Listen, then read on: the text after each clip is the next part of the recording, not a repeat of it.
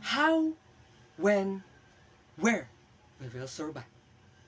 This video presentation aligns with the provided topic entitled Beyond the Shadows, the Outer Rise of Extrajudicial Killings and its Impacts on Human Rights in Philippines Nations. Each of us is significantly impacted by these issues regarding to the most promising power and control lies within the institutions of the Philippines.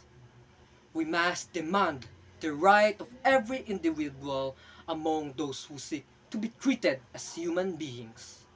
Unfortunately, the wrong leadership, the wrong administration has led to a nation plagued by manipulation and mismanagement. What will happen if you are convicted by a drug lord and forced into that life? Do you truly understand the backstory of its meaning? Then let me tell you something. Throughout 2024, under President Ferdinand Marcos Jr., the human rights situation in the Philippines has seen slightly improvements, but extrajudicial killings, enforced disappearances, and harassment of critics persist, with over 332 killings reported in 2024 alone. More than half of it is non-victim who killed, and others are likely forced and threat to be with it. Sa panahon ngayon, wala nang inaatrasan ng tao. They just do what they want because they have a power.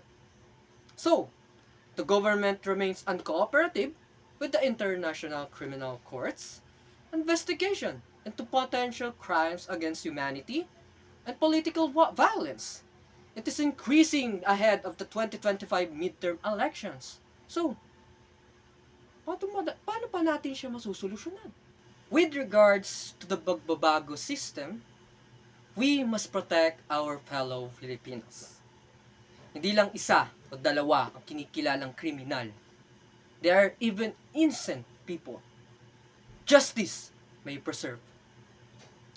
This nation is proving the wrong term of human rights. We, as a society, unite in advocating for justice, accountability, and the protection of every individual's right.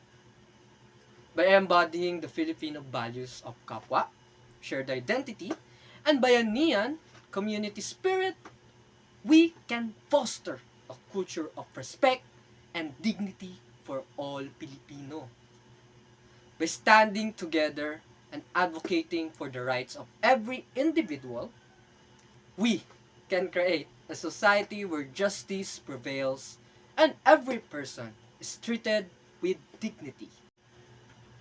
Let us remember that change starts with us, and the right time will prevail.